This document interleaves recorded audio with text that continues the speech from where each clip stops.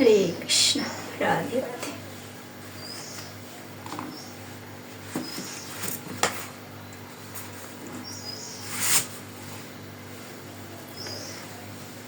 হরে কৃষ্ণ।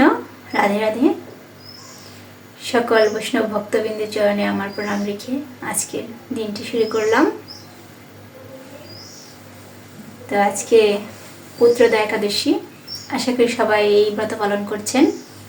সবাই ব্রত পালন করবেন, একাদশী ব্রত কলিযুগে শ্রেষ্ঠ ব্রত। তো এখন আমি গীতা পাঠ করলাম। তো এখন একটু একাদশী ব্রত মাহাত্ম্যটা পাঠ করব, কৃপাপূর্বক শ্রবণ করবেন। আমি ওরকম ভালো পাই না, তবু আপনাদের সাথে শেয়ার করি। আপনারা একটু শুনুন, আমাকে শোনার একটু সুযোগ, আপনাদের শোনানোর জন্য একটু সুযোগ দিন।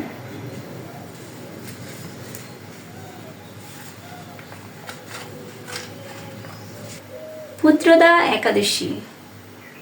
যুধিষ্ঠির বললেন, হে কৃষ্ণ, পৌষ মাসের শুক্লপক্ষের একাদশীর নাম কি, বিধি বা কি? কোন দেবতা ওই দিনে পূজিত হন এবং আপনি কার প্রতি সন্তুষ্ট হয়ে সেই ব্রতফল প্রদান করেছিলেন? কৃপা করে আমাকে সবিস্তারে তা বলুন। শ্রীকৃষ্ণ বললেন, হে মহারাজ, এই একাদশী পুত্রদা নামে প্রসিদ্ধ। সর্বপাপ বিনাশিনী ও কামদা। এই একাদশীর অধিষ্ঠাত্রী দেবতা হলেন সিদ্ধিদাতা নারায়ণ। ত্রিলোকে এর মতো শ্রেষ্ঠ ব্রত নেই। এই ব্রতকারীকে নারায়ণ বিধান ও যশস্বী করে তুলেন। এখন আমার কাছে ব্রতের মাহাত্ম্য শ্রবণ করুন। ভদ্রাবতী পুরীতে সুকেতুমান নামে এক রাজা ছিলেন। তার রানীর নাম ছিল শৈব্যা। রাজ দম্পতি বেশ সুখে দিন যাপন করছিলেন। বংশরক্ষার জন্য বহুদিন ধরে ধর্মকর্মের অনুষ্ঠান করেও যখন পুত্র লাভ হলো না, তখন রাজা দুশ্চিন্তায় কাতর হয়ে পড়লেন। তাই সকল ঐশ্বর্যবান হয়েও পুত্রহীন রাজার মনে কোনো সুখ ছিল না। তিনি ভাবতেন, পুত্রহীনের জন্ম বৃথা ও গৃহশূন্য। পিতৃদেব মনুষ্যলোকের কাছে যে ঋণ শাস্ত্রে উল্লেখ আছে, তা পুত্র বিনা পরিশোধ হয় না। পুত্রবান জনের এ জগতে যশ লাভ ও উত্তম গতি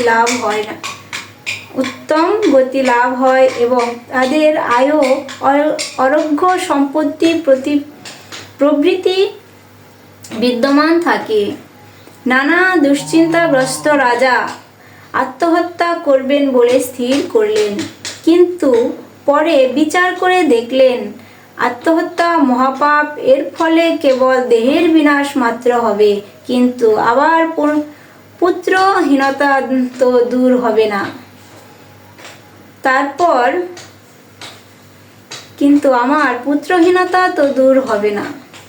তারপর একদিন রাজা নিবিড় বনে গমন করলেন। বন ভ্রমণ করতে করতে দ্বিপ্রহর অতিক্রান্ত হলে রাজা ক্ষুধা তৃষ্ণায় অত্যন্ত কাতর হলেন। এদিক ওদিক জলাদির অনুসন্ধান করতে লাগলেন। তিনি চক্রবাঘ, রাজহংস এবং নানা রকম মাছে পরিপূর্ণ একটি মনোরম সরোবর দেখতে পেলেন।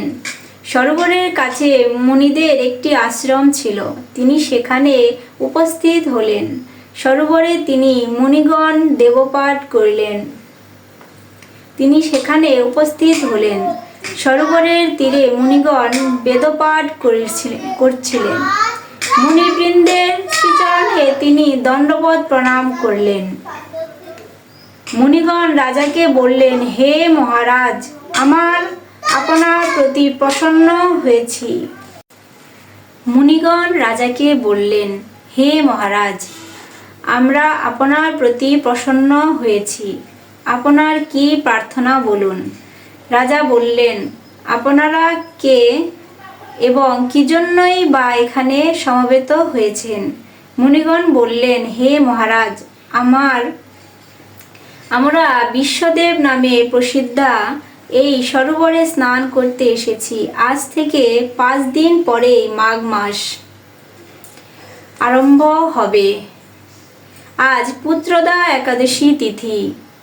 পুত্র দান করে বলেই এই একাদশীর নাম পুত্রদা। তাদের কথা শুনে রাজা বললেন, হে মুনিবৃন্দ, আমি অপুত্রক, তাই পুত্র কামনায় অধীর হয়ে পড়েছি। এখন আপনাদের দেখে আমার হৃদয়ে আশার সঞ্চার হয়েছে। এ দুর্ভাগা পুত্রহীনের প্রতি অনুগ্রহ করে একটি পুত্র প্রদান করুন। মুনিগণ বললেন, হে মহারাজ, আজ এই পুত্রদা একাদশী তিথি, তাই এখনই আপনি এই ব্রত পালন করুন। ভগবান শ্রীকেশবের অনুগ্রহে অবশ্যই আপনার পুত্র লাভ হবে। মুনিদের কথা শোনার পর যথাবিধানে রাজা কেবল ফলমূলাদি আহার করে সেই ব্রত অনুষ্ঠান করলেন। দ্বাদশী দিনে উপযুক্ত সময়ে শস্যাদি সহযোগে পালন করলেন। মুনিদের প্রণাম নিবেদন করে নিজ গৃহে ফিরে এলেন। ব্রত প্রভাবে রাজার যথাসময়ে একটি তেজস্বী পুত্র লাভ হল। হে মহারাজ, এই ব্রত সকলেরই পালন করা কর্তব্য। মানব কল্যাণ কামনায় আপনার কাছে আমি এই ব্রত কথা বর্ণনা করলাম। নিষ্ঠা সহকারে যারা এই পুত্রদা একাদশী ব্রত পালন করবে, তারা পুত নামক নরক থেকে পরিত্রাণ লাভ করবে। আর এই ব্রত কথা শ্রবণ কীর্তনে অগ্নিষ্টম যজ্ঞের ফল পাওয়া যায়। ব্রহ্মাণ্ড পুরাণে এই মাহাত্ম্য বর্ণনা করা হয়েছে। তো আশা করি সবাই আপনারা বুঝতে পেরেছেন যে এই পুত্রদা একাদশী কতটা মাহাত্ম্যপূর্ণ। তো সবাই এই পুত্রদা একাদশী পালন করবেন। আমি গতকাল শর্টস রিলের মাধ্যমে একটু দিয়েছিলাম, ব্লগ ভিডিও দিতে পারিনি কারণ নেট ছিল না, নেটের সমস্যা ছিল। তো সবাই এই পুত্রদা একাদশী পালন করবেন। পুত নরক থেকে উদ্ধার পাওয়ার জন্য হলেও এই একাদশী ব্রত পালন করবেন নিষ্ঠা সহকারে। তো আগামীকাল পালন 6:40 থেকে 10:14 মধ্যে। তো এর মধ্যে আপনারা পালন সেরে নেবেন। বাংলাদেশ সময় 6:40 থেকে 10:14 মধ্যে পালন সেরে নেবেন। তো আজকে এই পর্যন্তই। আমার ব্রত কথা কেমন লাগলো অবশ্যই একটি কমেন্ট করবেন। আর সবাই ভালো থাকবেন। আজকে সারাদিন হরিনাম করবেন, গীতা শ্রবণ করবেন, পাঠ করবেন, অন্যকে শোনাবেন পাঠ করে। তো সবাই ভালো থাকবেন, সুস্থ থাকবেন। হরে কৃষ্ণ।